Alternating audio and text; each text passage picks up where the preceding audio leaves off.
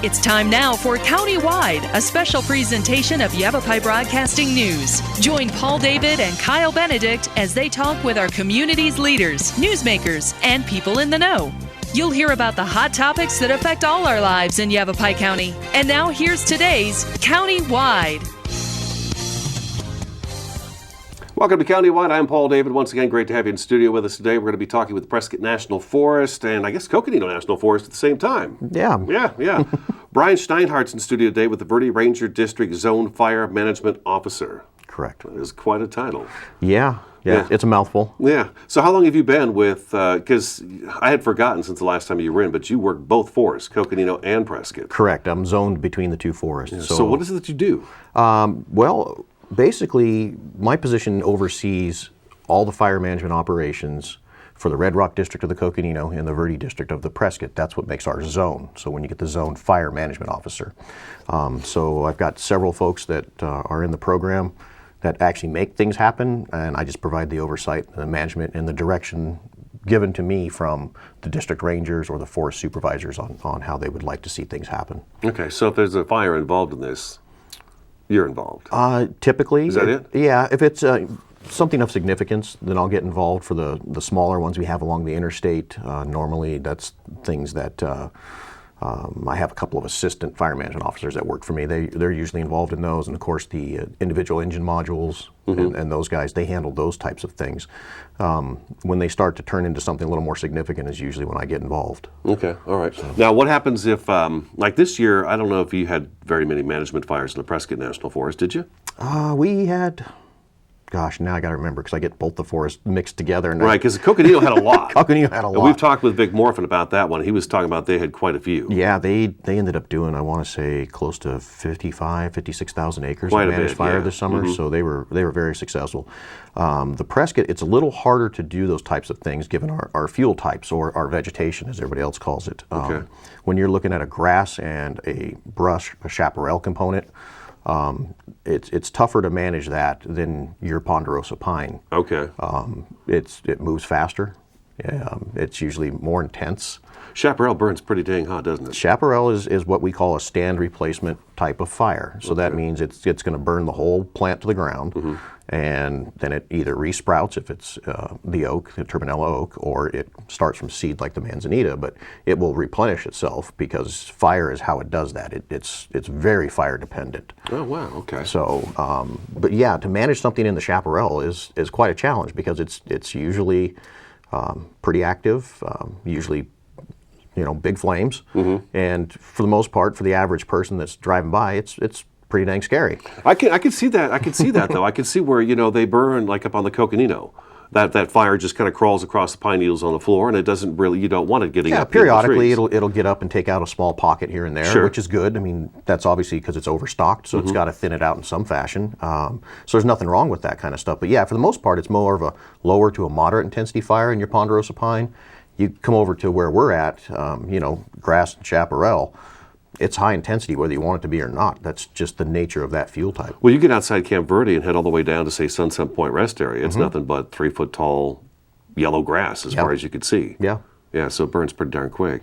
You said, though, that some of these plants, and I don't think we've ever talked about this before, they need fire. Actually, just about every plant species we have around us here, be it on the Coconino, the Kaibab, parts of the Tonto, and the Prescott, it's known as a fire-dependent ecosystem. Okay. So those plant species have evolved with fire over time, and they need that as a change agent, a disturbance, in order to reinvigorate and start the cycle over again. Oh, wow. So we have what we call fire return intervals, and you look at our chaparral, and it's on what we understand it to be is somewhere between 35 and 70 years, it will burn.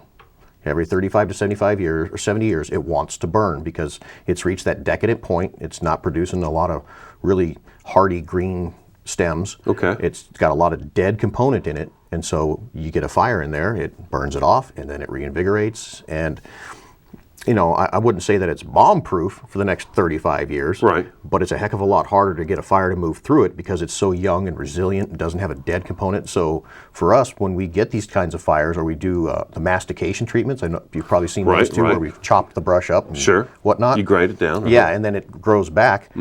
It's kind of a fire break because for the next at least 15 to 20 years minimum, we can't push fire through those areas. They're just too green.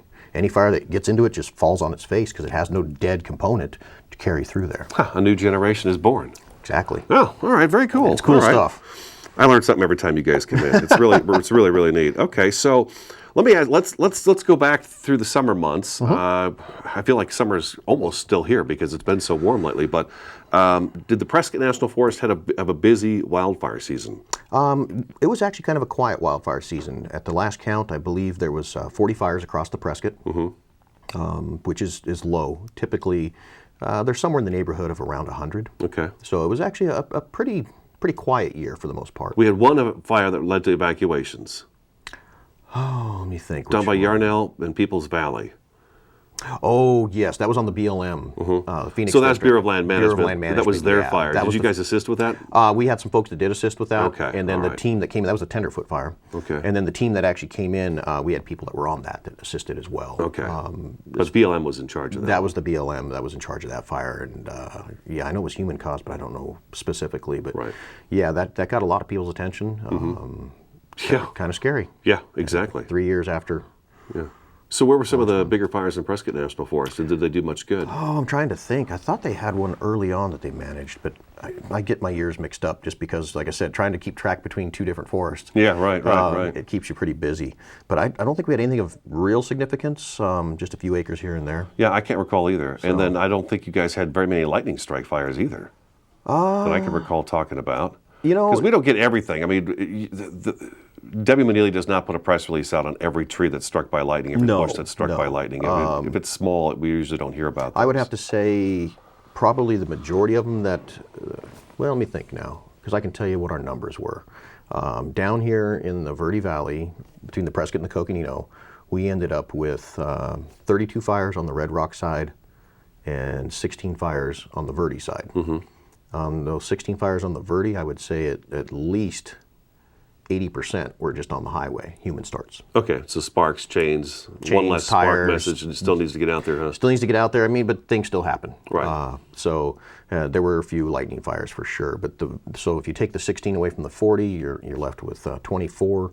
I would say for those who are being on the other side of the forest, the west side as we call it, most of those were likely lightning. Okay, all right. What keeps you busier, Coconino National Forest or Prescott National Forest? Oh gosh, depends on the year. Okay.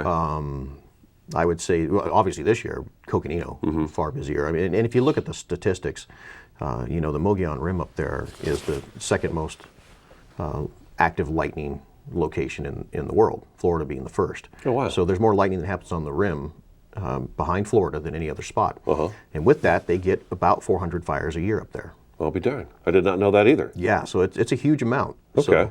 So we're pretty busy helping out with the rest of the Coconino. You know, down in here, our vegetation is a little different.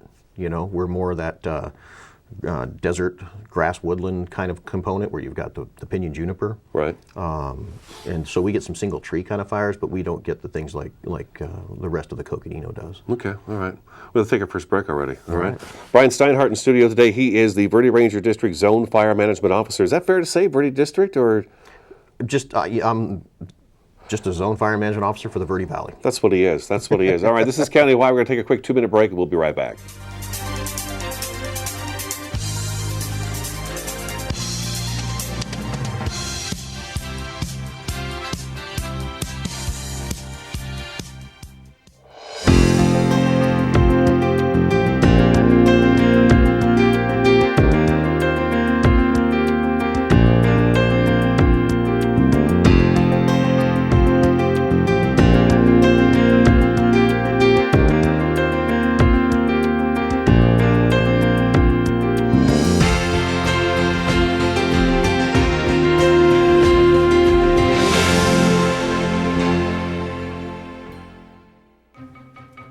Me and my boy Matt had it good. He had catnip that was off the hook. But one day, he brings a girl home, and she's allergic to cats. Every sneeze was a nail in my coffin. Now I'm in a shelter. It's decent, but they don't even have Wi-Fi.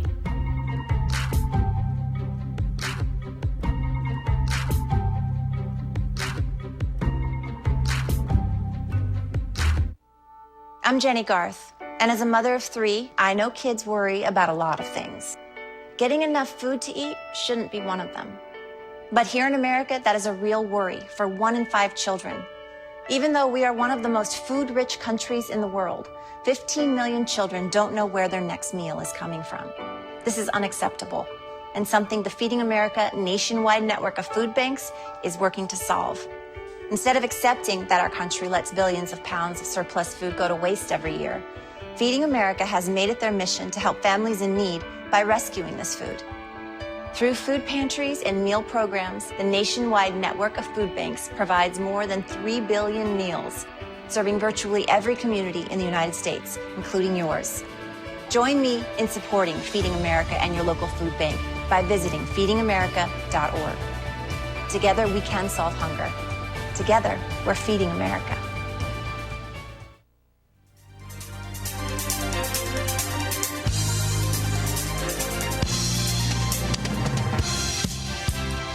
Welcome back to Countywide. Brian Steinhardt in studio today, Zone Fire Management Officer, both on the Prescott and Coconino National Forests.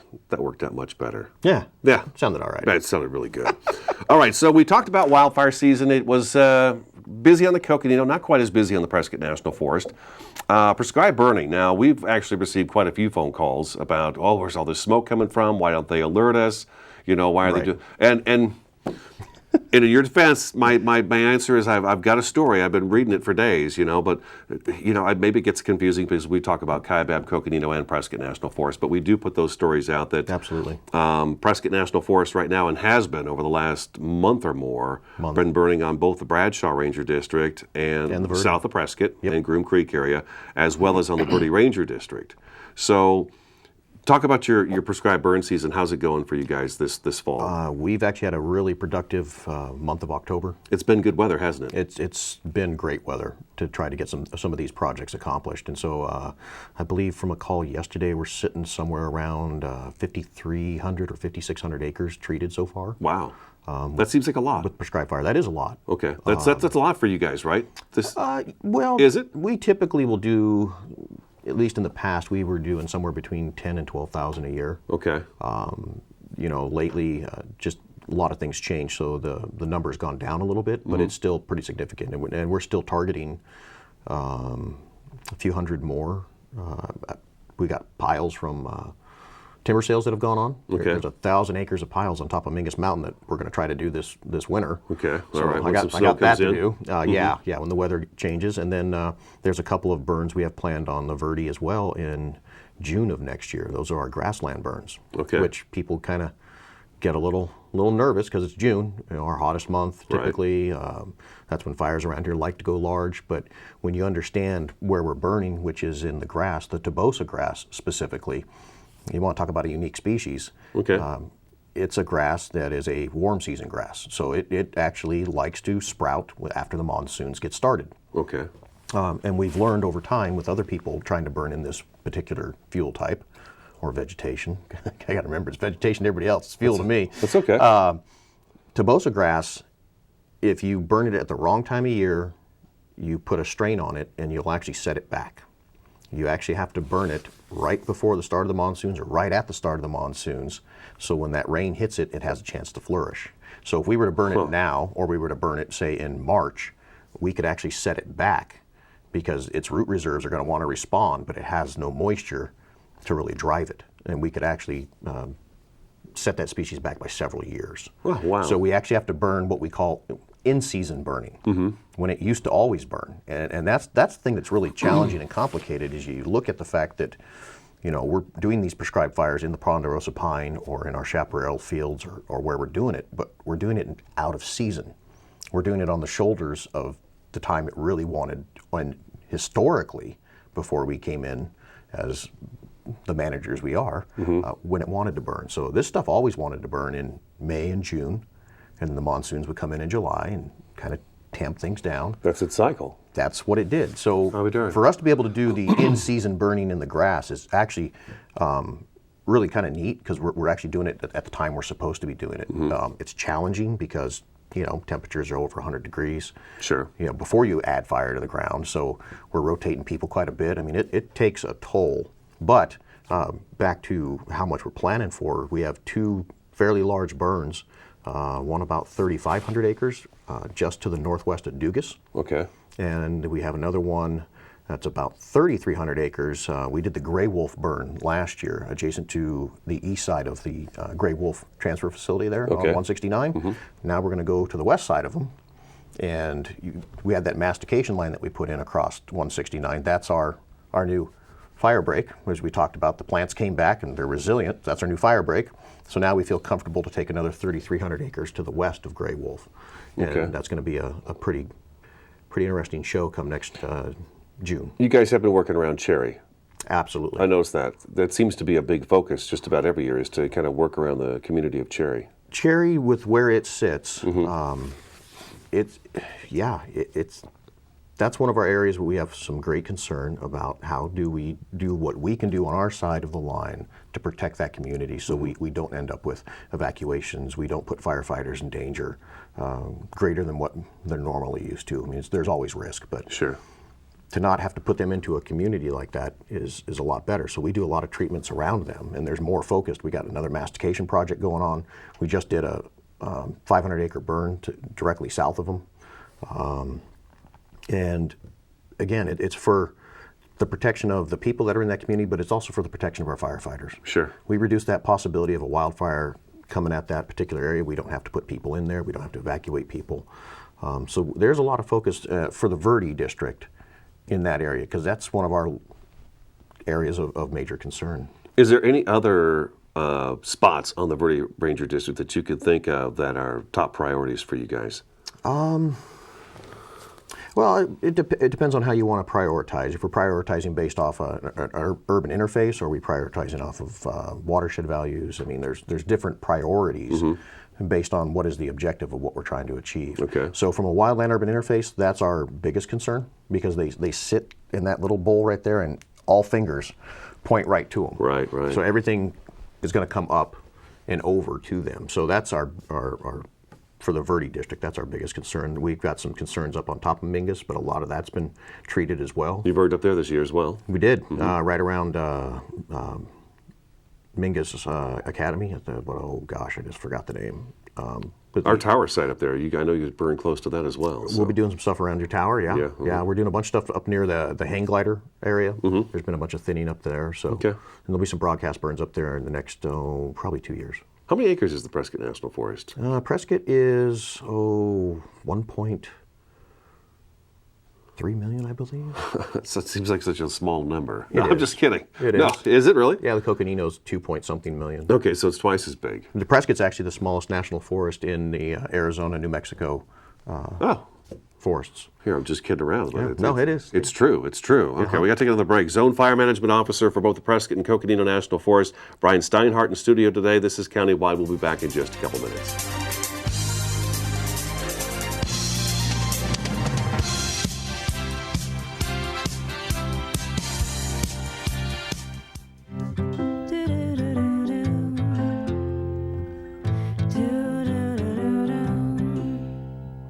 Green, green, green. It's your home, it's your dream. Radon testing, keep it healthy and clean. Make it green, green, green. Making it green is making sure the air in your home is healthy for your family to breathe. Make sure you test your home for the presence of radon. It's easy. To learn more, call 866-730-GREEN. Preserve your family's health and well-being. Get your home tested. Now that's living healthy and green. Green, green, green. It's your home, it's your dream. Radon testing, keep it healthy and clean. Make it green, green, green. To learn more, call 866-730-GREEN.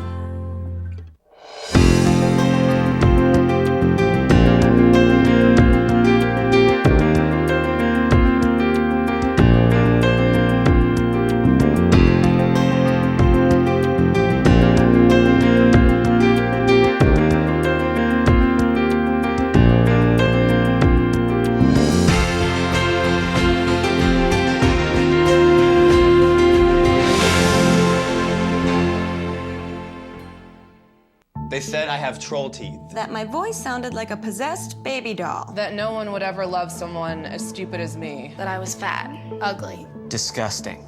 The effect of bullying is potent. We will no longer be the silent majority. Now, when you see online bullying, there's something you can do about it. We're gonna take action with the I. I am a witness. I am a witness. I am a witness. I am a witness. I am a witness, and so are you.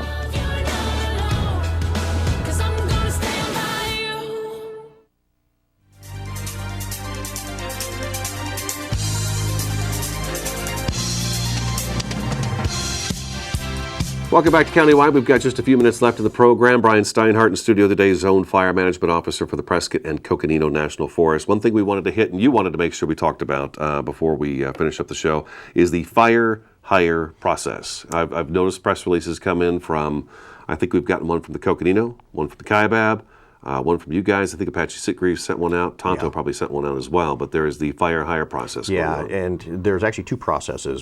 Fire hire being one of those, and that is region-wide. So our region is Arizona, New Mexico, and parts of West Texas. Okay. So region-wide, we're going to have what we call the permanent fire hire process. And that's for people applying for permanent positions in the Forest Service within our region. It takes place, it's actually, the application period's open right now for another 4 days. Okay. It's been open since the 1st. And that's for people that are looking, again, for those permanent positions. Some of them are permanent full-time, like my position. Others are what we call permanent seasonals. And that's where we hire folks for what they call a 13 and 13 tour or an 18 and 8 tour. Okay. So that's 13 pay periods on, 13 subject to layoff, or 18 pay periods on, 8 pay periods subject to layoff. Gotcha. But you get all the benefits and everything else that are affiliated with those permanent positions. So that's one of the processes that are going on right now. I encourage folks to go to our websites, either on the Coconino or the Prescott or Kaibab, whatever you can get to. There's links that'll take you to the fire hire process. But again, that's for the permanent side. So normally you got to have some experience. There's certain qualifications that come with that. Like what? For the entry level, you have what we call our red card qualifications. Our red cards are these certification cards that say that I'm qualified in fire to do these particular jobs. Okay. And there's a whole process for that. I mean, there's you get trainers, you get trained, you have a task book, you fill out things. So it's a pretty long process. But so anybody that has experience in fire, I would encourage them to do that. The other process we have going on at the same time is what we're calling our centralized temporary hiring process, and that actually closes in 4 days as well. It just opened up 3 days ago. Okay.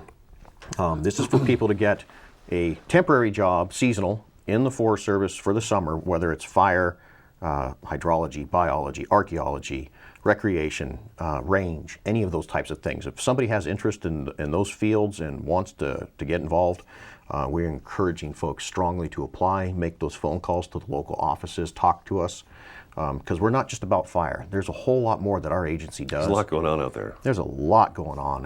When you start realizing that a lot of the work that we're doing is in watersheds and managing those, that's people's drinking water that we're trying to improve or protect, enhance, whatever the case might be. So our agency isn't just about fire. We do a whole lot of other stuff. Well, no, you've got the animals out there. You've got like you said, the archaeology sites. I mean, there's a lot of different facets inside the forest that somebody has to be able to go out and take care of and keep track of. That's where we're at. We want more people coming in. And right now our focus, we're looking at our demographics and where we stand. We're really looking for women to apply. Okay. We'd like to see a whole lot more come to our ranks. We're lacking there, and it has an effect. Okay. So apply. Go through the website, right? All this is on the websites. There's links in the websites. If you can't find that, then call our local offices. Call me at the Verde office, and I'll help you get there. Right. I don't mind that. Just call the front desk, and they'll patch you through. We'll get you set up, and ask the questions. What do you want to do? And we'll try to help find a way to get you there. All right. We're out of time, Brian. All right. Thanks for coming in. Good Great job. to see you. All right. That's today's Countywide. Thanks so much for watching and listening. We will talk to you again next time.